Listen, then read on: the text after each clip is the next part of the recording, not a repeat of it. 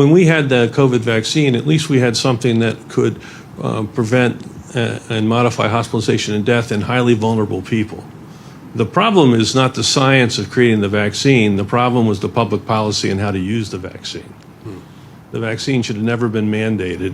It wasn't never meant to prevent transmission. It didn't prevent transmission. Probably was a misnomer to call it a vaccine. It's really more like a medicine. It doesn't stop infection. Children should have never been vaccinated. People shouldn't have been mandated to be vaccinated to go to school and work. So the policy side was totally misplayed. I did argue that it should be a vaccine that we should use for the vulnerable.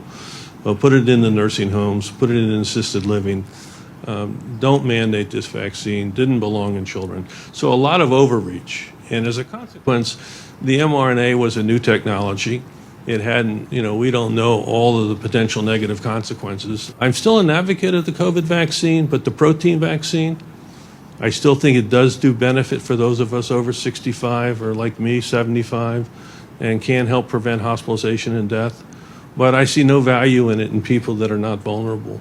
And so that is why I don't use the mRNA vaccines anymore. I do hope that the FDA does a critical review of the injury that's associated with those vaccines.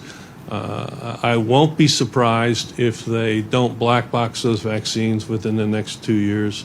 I think that's the greatest harm that was done, was the loss of public trust in our agencies. Obviously CDC, which I ran, but I'd say the same is true for NIH and the FDA.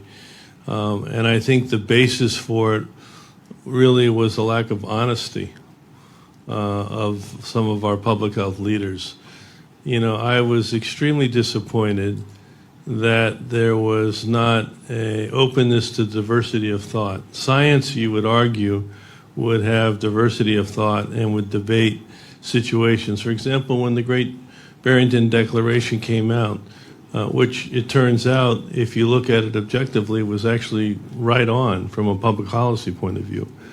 But rather than debate it, you had public health leaders telling the world that these were fringe individuals that were, just off the wall. I do think that we had certain people that dominated the public opinion. I know when it came to lockdowns, I was not, I didn't get to participate in that discussion with the president, the vice president, and Tony Fauci and Debbie Birx, because I was never an advocate of closing the schools. I was never an advocate of the lockdowns. I didn't think it was sound public health policy. I was, even though I didn't call it the Great Barrier Declaration, I was one that we needed to protect the vulnerable. So we have lost public trust, there's no doubt about it, and it really harms public health in a big way. We've lost, I think, trust in science. I think Tony made a big mistake when he said, when you criticize me, you criticize science. That's sort of, no, that's not what we're saying. We need to have honest, open discussions and debates. That's what science is about. And we didn't have it. I agree with my colleague here. We lost the ability to really have open, honest discussions, and we really have to try to make sure that doesn't happen again.